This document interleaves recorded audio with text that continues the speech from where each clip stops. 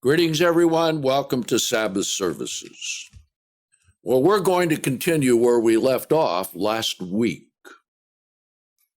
And that is, how do our minds work? And if God forgives sin and forgets it, why do we remember it on different occasions? Does that mean that God has not forgiven that sin? What does it actually mean? Now, let's look at the human mind, okay? Let's come here first to Mark 7. Mark 7 and verse 21.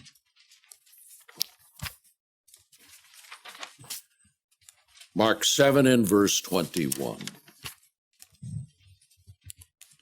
Now, we're all born with human nature. And our human nature is not the same as it was when God originally created Adam and Eve. And after Adam and Eve sinned, their nature was changed, so that they were subject to death and they had a hostile nature to God, which is called the law of sin. So we'll see a little later, Paul writes of the law of sin and death. Okay. And you can see this in little infants. They want their own way. They'll fight and squabble and war. The biggest problem is separating them. Okay.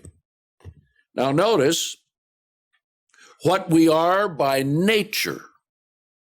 Okay. Verse 21. Mark 7, verse 21. For from within, out of the hearts of men, go forth evil thoughts. This is by nature. And even some thoughts that we think of as good are evil. And without God's Spirit to guide us, as we'll see a little later on, you're stuck in this conundrum. Okay? Evil thoughts, adulteries, fornications, murders, everything that human nature does, right? Thefts, covetousness, wickedness, guile, lasciviousness, and evil eye, blasphemy, pride, and foolishness. All these things go forth from within and defile the man. Now let's see how Jeremiah describes it. And let's see from this, Jeremiah 17, okay? Jeremiah 17. And we will see that no man has the power by his own works to save himself. Okay? And we also can see that no person is able to extend their life very far. Now, every once in a while, if you watch Fox News and watch Bill O'Reilly, they give a salute to someone who's 95, 102, and so forth, okay? But they still die. Solomon wrote in Ecclesiastes, if a man live 1,000 years twice fold and dies, that's vanity. Well, none of us are going to reach that in the flesh. I mean, we're all going to wear out and collapse before that. All right, but we're talking about the nature, the heart and the mind. Verse 9, the heart is deceitful above all things. That's the first thing to remember. You're going to deceive yourself. It's easy to do. Do people live by lies? Yes, they do. Everything that we read of there in Mark 7, verse 21, that's the way people behave, and we're going to see that even though there are heinous crimes committed, there are those who have absolutely no remorse in doing them, and they think they're right. Okay? Now notice, deceitful above all things and desperately wicked, who can know it? See? A person does not even know his or her own mind without the word of God to tell them what it really is. And you're not aware of the sins. Oh, you may think, well, you've done some wrong. You may have a little guilty conscience, but you justify that and move on. Right? Okay. So there it is. Now notice verse 10.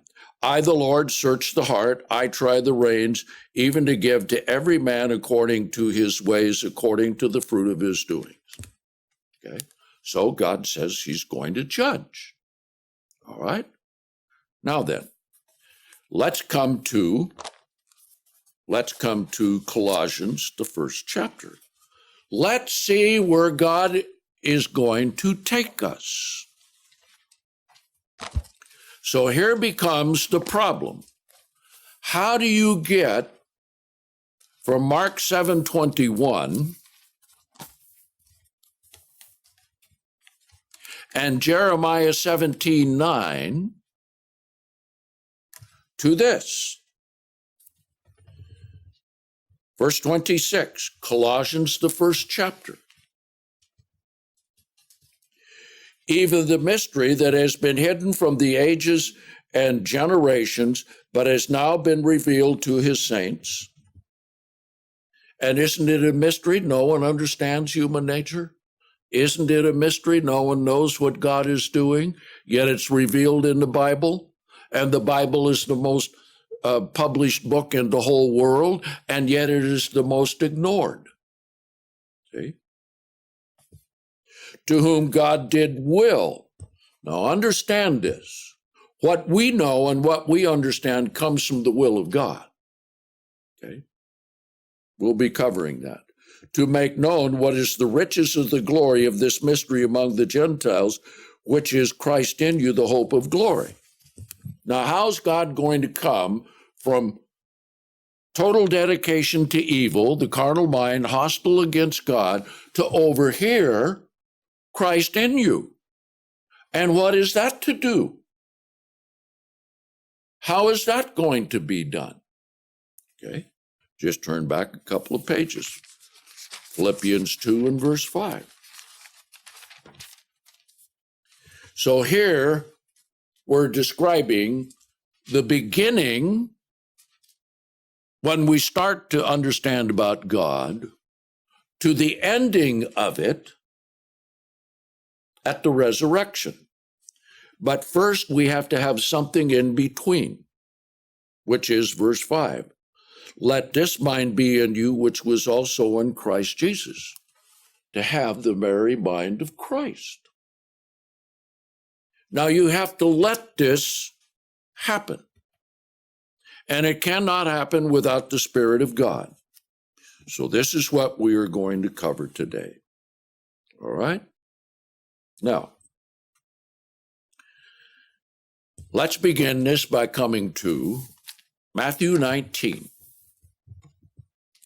Matthew 19.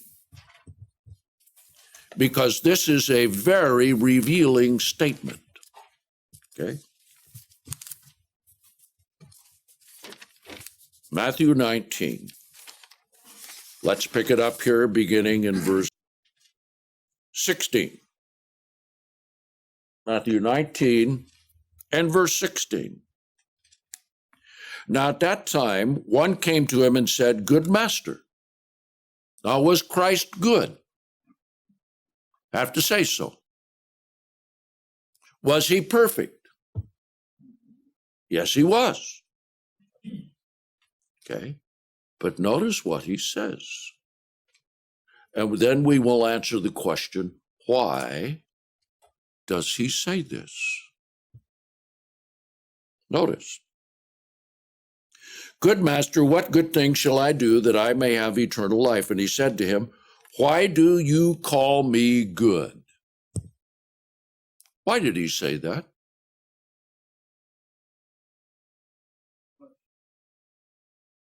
Yes, because he's in the flesh. But what kind of flesh? See, that's the question. No one is good except one, God. Well, let's ask another question, which is hard for people to grasp. Jesus came to the earth, divested himself of all of his glory as God, was impregnated into the womb of the Virgin Mary, was born as any ordinary human being, lived his life, so forth, and now here's his ministry. Okay. Why would he say, don't call me good, when he was truly the only good person on earth?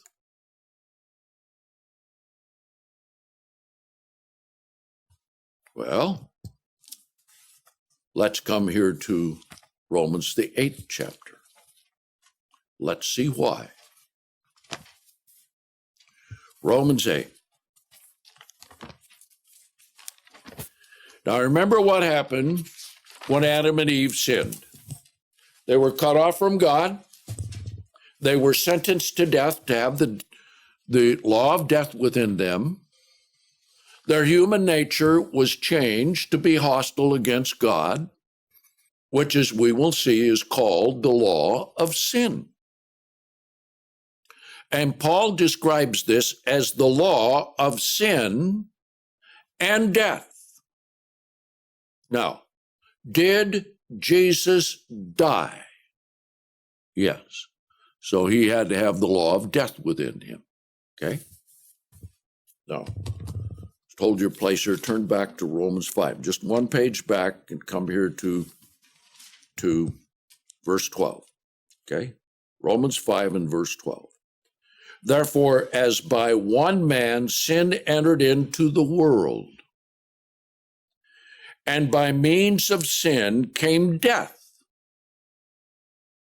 So in this way, death passed into all mankind. And they know there is a death gene. And the scientists have been trying to figure out where is it so we can modify it. See? And it is for this reason that all have sinned. Because if you have a nature that is carnal and physical and subject to death, it is also subject to sin. That's why all sin, regardless of their age. And isn't that what the scriptures say? All of sin comes short of the glory of God. Okay? I mean, all you have to do is just watch the news. Is sin going on everywhere? Everywhere, every place, every country, every city, every town, every village, every human being. Okay? And even the saints have a hard time with it, as we'll see here in just a bit. All right? Now, we'll explain why he writes this here in Romans 8 and verse 1. Consequently, we will get to why he says consequently a little later. Romans 8 and verse 1. There is now no condemnation to those who are in Christ Jesus. What does it mean to be in Christ Jesus? It means you have to have the Spirit of God. Okay? How do you get the Spirit of God? Through repentance and baptism. We'll cover that. Okay? who are not walking according to the flesh. That is just living your life any old way you want to live it, okay? But according to the Spirit. Now, you can't live according to the Spirit without the Spirit of God. Okay.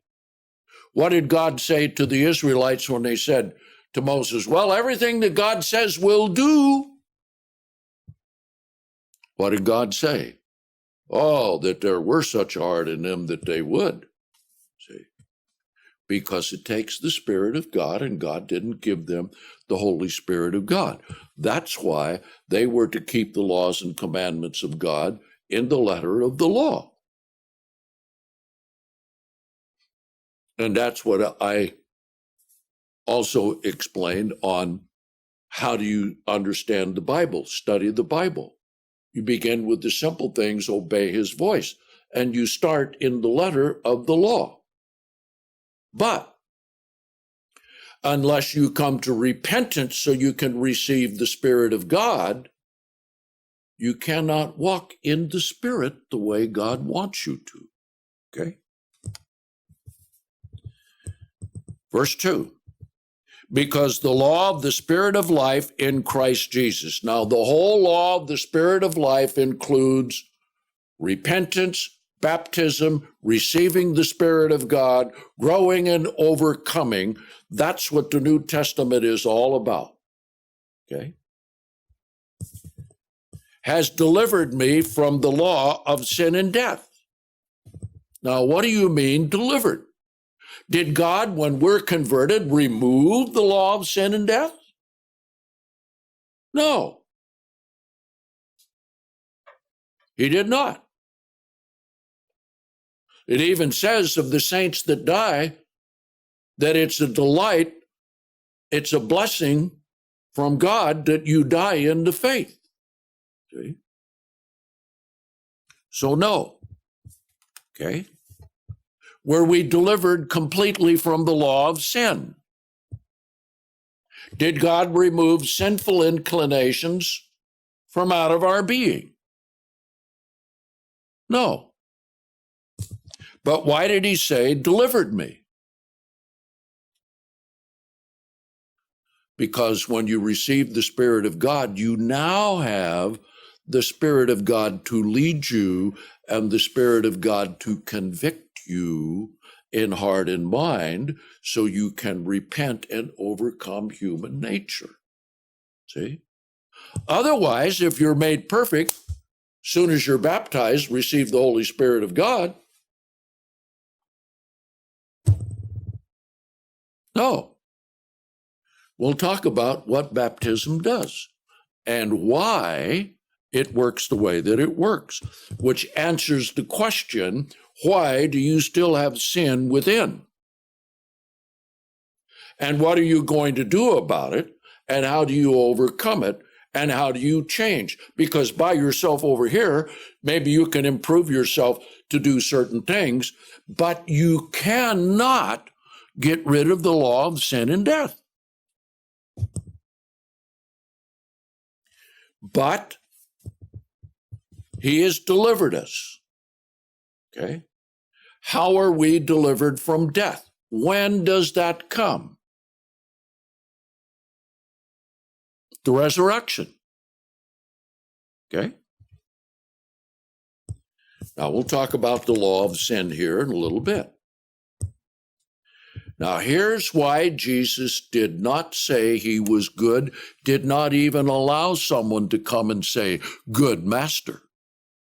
He said there's only one who is good, and that is God.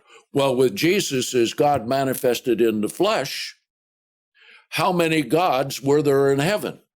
One, the Father, right? Little sidebar. All you sacred namers, don't get mad. The only revealed name in the New Testament of God is the Father, and of Christ, Jesus the Christ. That's it.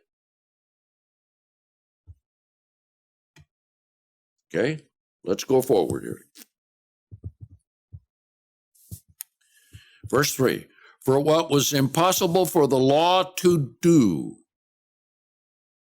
in that it was weak through the flesh. How many people know right from wrong, but still continue to do wrong? Because they're carnal and they're fleshly.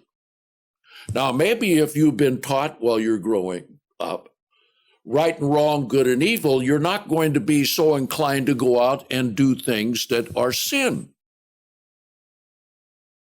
You know that you shouldn't kill. You know that you shouldn't commit adultery. You know that you shouldn't steal. You know that you shouldn't lie. You know, well, the one on coveting, most everyone forgets because you're striving after all the things that you want, right? Okay. But you have some knowledge of right and wrong. Now, what we're doing today in this society, we're not teaching them right from wrong. Look at what's happening. Everything is right in their own eyes, all the lawlessness everywhere. See? Okay. All through the weakness of the flesh, all through the carnal mind. See? So, here's the solution. God, having sent his Son in the likeness of sinful flesh, that means exactly as our sinful flesh is sinful flesh, and for sin, condemned sin in the flesh. Whose flesh was it condemned in? Jesus' flesh. Why? Why? Now, you may have heard some people say, well, for God to judge Adam and Eve that way and give them the law of sin and death within their very beings, now that's not fair. See? And for every human being to be born with the law of sin and death within them, that's not fair. Well, God works on justice, not fairness. Okay? So what did God do? Who was the creator of mankind? You have that first chapter of John. In the beginning was the Word was with God, and the Word was God. And nothing came into being except through him, all right? All human nature, all human flesh is a result of Jesus Christ. He was the one who created Adam and Eve, correct? Yes. All right. In order to be a savior for all of mankind, he took upon him through his mother Mary. It was never an immaculate conception with Mary. She had a human nature, okay? He received human nature through her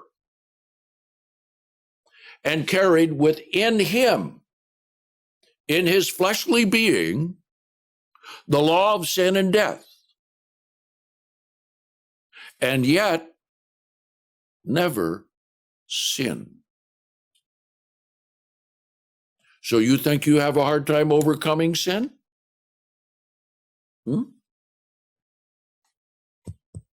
Was Jesus tempted? Yes, indeed. Was it difficult? Yes, indeed. Come to Hebrews, the 5th chapter here. We'll see.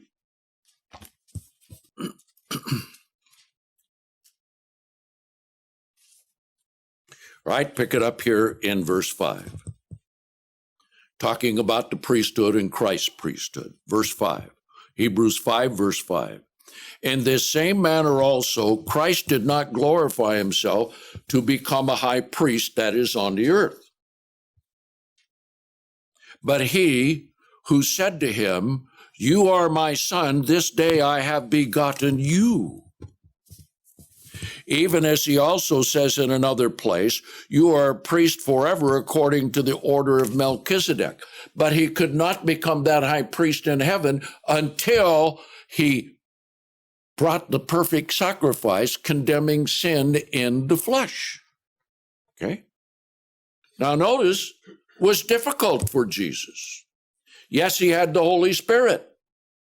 Yes, the Father taught him. That's why he was never taught by the rabbis. God the Father taught him, Isaiah 50. Woke him up every morning and taught him, okay? Who in the days of his flesh offered up both prayers and supplications with strong cryings and tears to him who was able to save him from death. Now, what does that mean? The wages of sin is death. God risked everything coming into flesh and taking upon himself human nature and also to fight against Satan, the devil. Think of that. Is God just? Yes, indeed. Is God fair? Yes, indeed. He did that for all mankind, and since he is the creator of all human beings, then his life and his death as a sacrifice with his shed blood can be applied to all of those who repent. See? Because sin was condemned in his flesh on the cross and in his life, that he never sinned, though he had the law of sin and death within him. Okay. Now, there'll be some theologians that'll say, oh, you're way off base here. All right, let's continue. Who was able to save him from death and was heard in that he feared God. Although he was a son, yet learned he obedience from the things that he suffered. Now, we don't know all the things that Jesus suffered. We don't have anything recorded about that. We have some things, but not all. And having been perfected. Now, you might want to underline that. Is God perfect? Yes. Why did Jesus come and take on human flesh?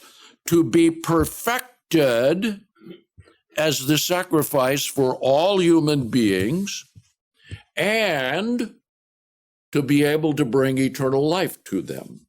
He became the author of eternal salvation to all those who obey him.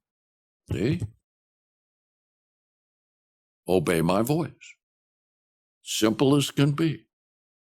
Now, some of the things are hard to understand. But as I brought out on Church at Home, it's easy to understand the 10 Commandments. There's nothing difficult about them. See? All right? Obey him. Now, how does this apply to us? Okay? Now we come back here to the book of Romans. To the book of Romans.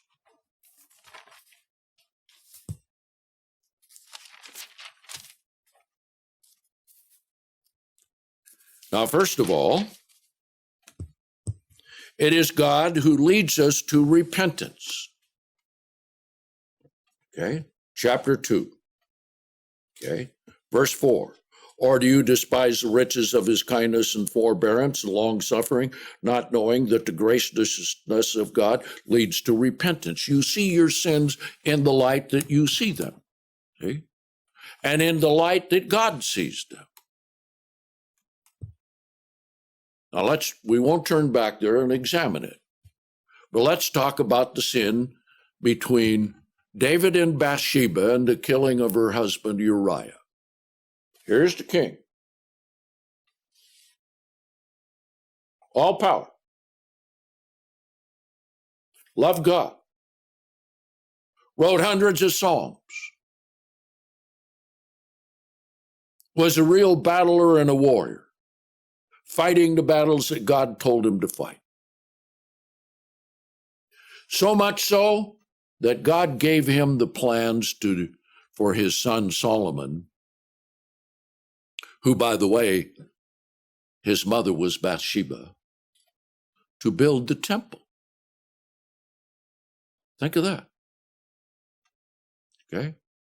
Now think of all that went in with it. because David did have the Spirit of God. Just like us, we have the Spirit of God, right? Yes. Do we sin? Yes. Okay. Now, David really sinned. So did Bathsheba. She knew her husband was gone to battle, correct? Yes, indeed. And apparently, their house was right next to the house of King David, right? So, she bathed on the rooftop, knowing that the king would walk by and see her. So she had her part. Now, David made a lot of mistakes. He could have said, oh, no way. Okay. We say today, no way, Jose. Okay. But he didn't. Lust got enticed, right? Okay. Now, let's come to James, the first chapter. Let's see how sin works, even if you have the Spirit of God, if you do not resist it. Okay? Okay. James, the first chapter. All right. Let's pick it up here in verse 13. James 1 and verse 13. Do not let anyone who is tempted say, I'm being tempted by God. Did God tempt David to lust after Bathsheba?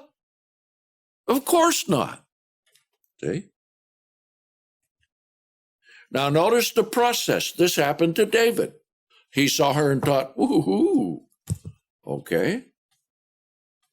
Because God is not tempted by evil, and he himself tempts no one with evil. What does God set before us? Choices. Life and death, blessing and cursing. Okay? Now here's David. What's he going to do? What's he going to choose? He had a chance to not get involved, right? Yes, he did. He could have thought, oh, I'll never do that to one of my generals, one of my captains, or maybe a major, because Joab was over him. See? Okay. So he didn't put it down. All right. Verse 14.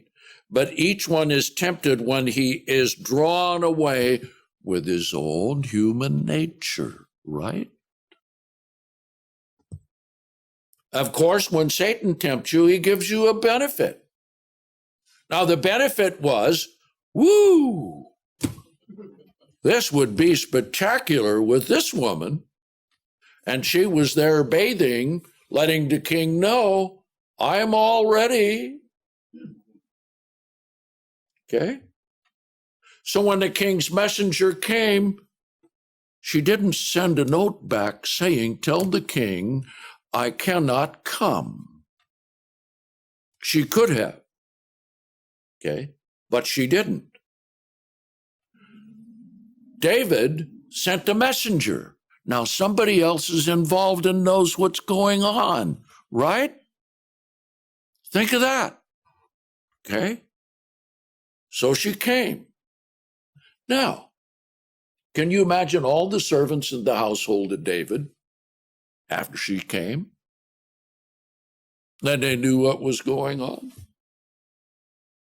Yes, indeed. Yes, indeed. She even stayed there until she was clean. Okay? Went back home. Okay? David should not have done that. Okay? Now, that's how human nature works. He justified it all the way along. He probably said, well, I'm king. I can do whatever I want. Seems to me we heard that of some narcissist in America.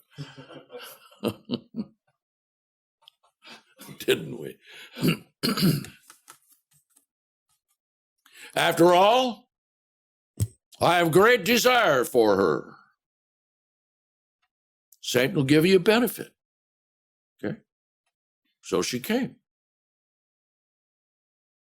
Now, can you imagine the proverb says, what is spoken in secret, a little bird is going to fly away with it? Okay? Can you imagine the waggling tongues that went with that? Can you imagine the next morning when the servants looked around and said, ooh, she's still here? Of course, they knew what went on. Okay. Now, the reason I'm bringing this out is because that's how sin entices. Okay. And after lust has conceived, it did. It gives birth to sin. And he committed adultery, and she committed adultery. And sin, when it is completely finished, brings forth death. That's exactly what happened, wasn't it? Yes, indeed. So he thought, well, she left, she went home. And then it must have been about 6 weeks later, she sent a message to the king. David, I'm pregnant.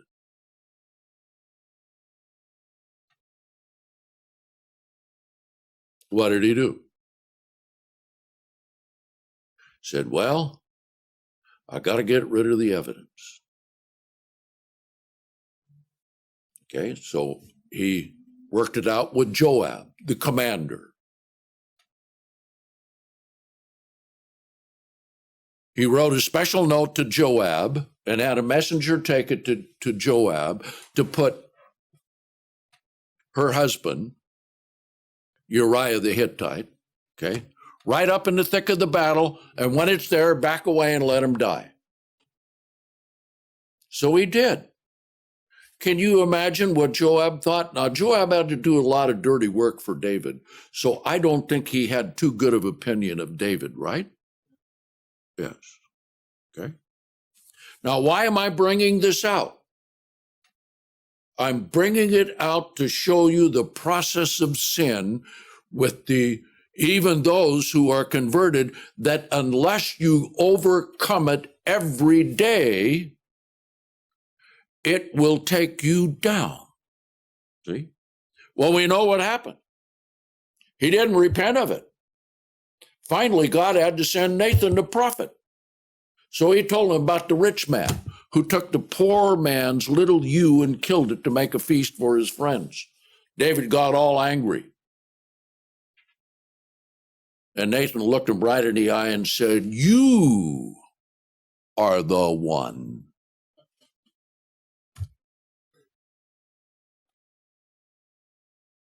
What happened? Everything was in rebellion from that day on. The sin of one man affected the whole kingdom, right?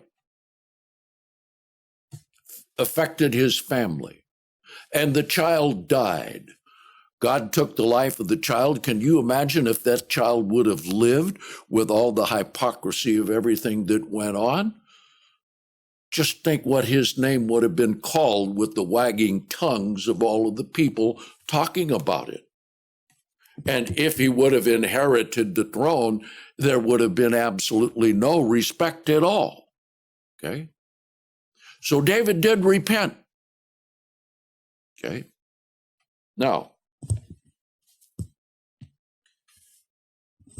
this is how it comes about. Brings forth death. Do not deceive yourselves. That's what he says here. Okay? All right, now let's come to Psalm 51. And then we'll get back to Romans, the 2nd chapter. Okay? Psalm 51. And here is David's repentance. Okay? This helps us to answer the question why God does not take away the law of sin and death from us immediately. because that cannot happen as long as we're in the flesh. See? Now notice, here's his repentance. Have mercy upon me, O God, and he forgave him, didn't he? Nathan said, your sin has been forgiven. According to your loving kindness, according to the greatness of your compassion, blot out my transgressions, and all the series of those things leading to that affair and afterwards. Wash me thoroughly from my iniquity. Now, we're going to talk about the washing of the water of the word a little later, see? You have to have your sins washed away.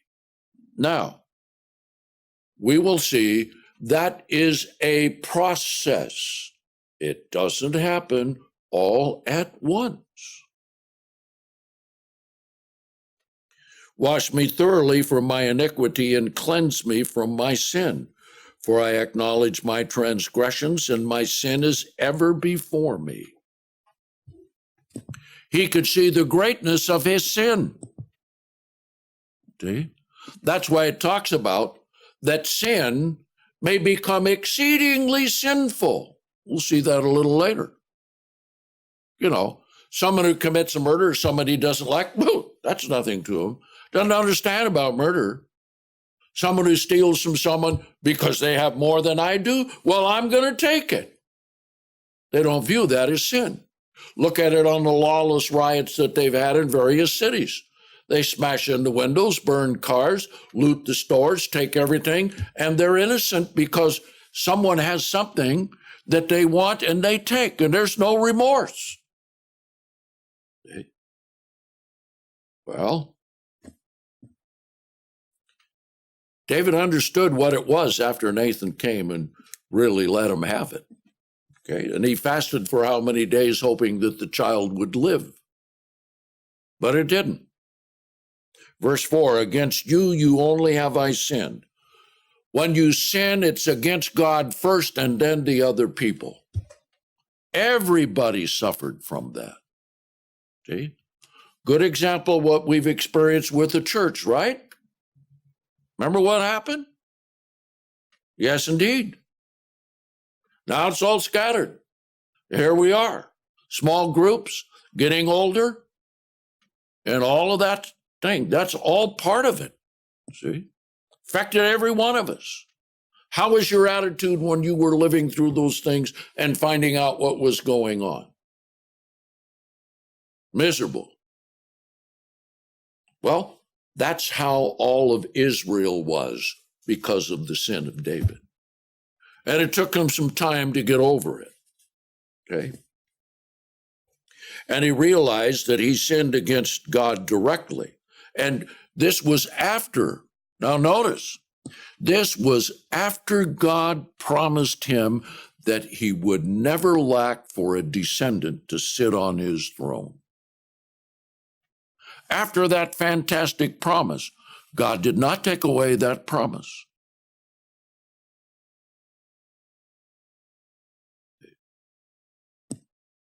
Because God's word stands. Done evil in your sight, that you might be justified when you speak and be in the right when you judge. Behold, I was brought forth in iniquity. That means with the law of sin and death. Not that his mother didn't commit adultery to have him as a child. No. And in sin did my mother conceive me, because the law of sin and death comes right with conception. Bang. It's right there. Okay.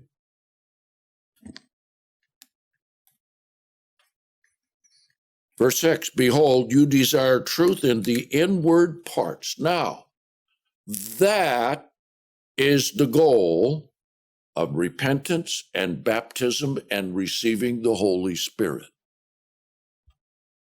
Truth in the inward parts. Now, what's in the inward parts before that? Deceit, lying, all the works of the flesh, Mark 7:21. And isn't that true? The heart is deceitful above all things and desperately wicked. Who can know it? And even King David fell to that, did he not? Yes, he did. So he says, you desire truth in the inward parts, and in the hidden parts you shall make me to know wisdom. That's why you're going to learn from the things that you did. Okay? Now, after you repent of it, we'll answer the question. If you think of that again after you've repented of it, does that mean that God has not forgiven you? No, that doesn't mean that God has not forgiven you, but it means that is a memory of history for you to learn not to do that. See? Now, how about here with David? It's written for all of us. Won't David be surprised when he's resurrected and finds out? Hey? Purge me with hyssop, scrub me clean, and I shall be clean. Wash me. Now he says it up here, verse 2, wash me, and I shall be whiter than snow. Okay?